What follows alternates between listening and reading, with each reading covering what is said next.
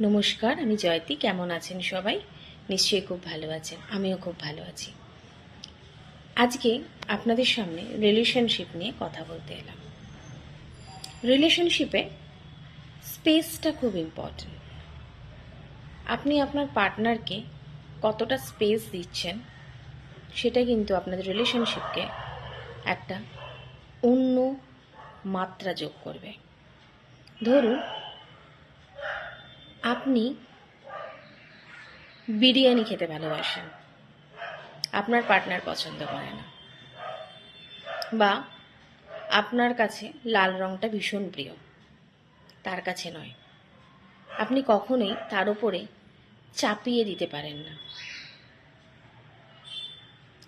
এই যে স্পেসটা, আমরা বেশিরভাগ ক্ষেত্রে সম্পর্ক মানে বুঝি তোমার সমস্ত কিছু প্রিভেসি আমি জানবো, বা আমার সমস্ত কিছু প্রিভেসি তুমি জানবে।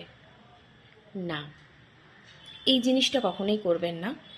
সম্পর্কে যদি কোথায় বাউন্ডারি সেটা যদি আপনি না জানেন, তাহলে সম্পর্কতে কিন্তু সাফোকেশন ফিল হবে। আপনি যদি বারংবার তার প্রিভেসিতে ঢোকেন বা আপনার প্রিভেসিতে যদি সে ঢোকে, দেখবেন প্রথম প্রথম কিন্তু রঙিন চশমার মতন ভীষণ ভালো লাগবে, কিন্তু যেই রোদ্দুরটা চলে যাবে না, রাত্রিটা যেই আসবে, তখন কিন্তু সেই রঙিন চশমার কোনো দরকার পড়বে না। তখন আমরা কিন্তু আর সেই রঙিন চশমা দিয়ে দেখতে পারবো না সম্পর্কটাকে। চিন্তা করে দেখতে পারেন। পরবর্তী পর্বে আরও কোনো রিলেশনশিপ নিয়ে আসবো। আজকের জন্যে এইটুকু।